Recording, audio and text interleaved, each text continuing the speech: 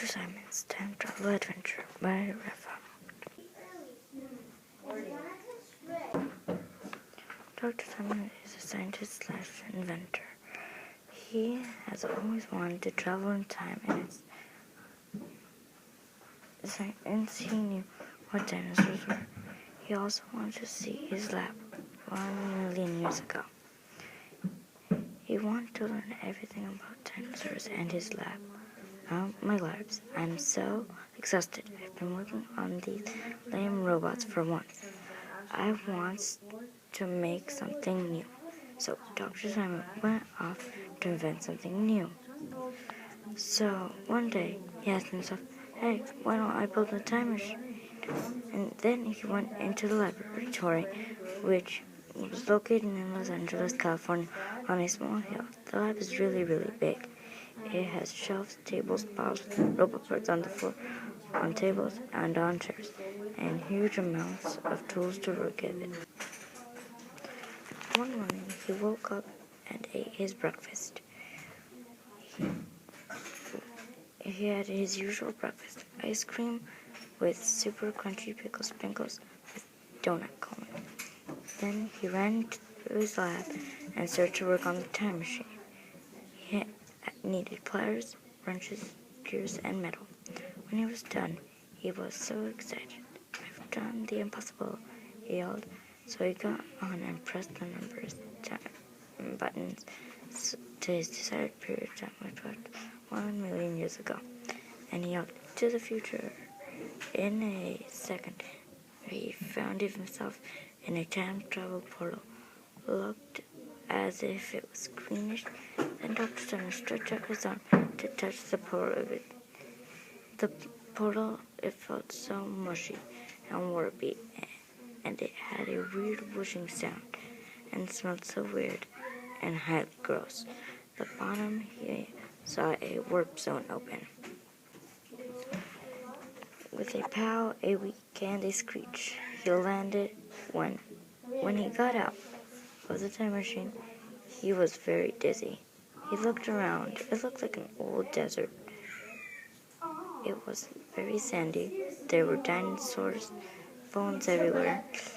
There was cacti, other plants, and a big jungle to the left. Okay, he said, time to go look for dinos. He was anxious to go look for dinos. He wanted to research 3 dinosaurs, a stegosaurus, a T-Rex, and a velociraptor. But those weren't easy to find at all.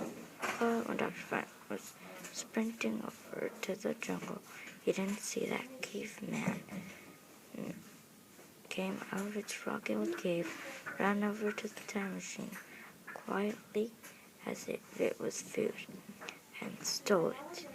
Then the time machine made a small noise. Dr. Simon heard, but he just thought it was the wind, so he kept on walking without a care. Then Dr. Simon went off to get research on some dinosaurs. He wanted to see. First, he found a stegosaurus in the green jungle and wrote, the stegosaurus is a herbivore. They only eat plants. Then he found a T-Rex on a erupting volcano. Wrote, T-Rex have very sharp teeth. Then he found a velociraptor on very dry land and wrote, the velociraptor is very, very fast. Finally, I'm done, said Dr. Simon. Now, it takes a lot of energy to research dinosaurs on an extremely hot day like this. So Dr. Simon went out to look for some water because he felt thirsty. When he was done with drinking water, he decided to go back home. When he got back to where the time machine was parked, he was stunned. The time machine was gone. Then he felt something on his hand and looked down. He was being pixelated. He looked around and saw a lot of caves. He looked in every one. Nope. He felt worried. He thought he might never get back to his time period. Plus, he was getting pixelated. He might never see his lab again. Then he ran to the last cave.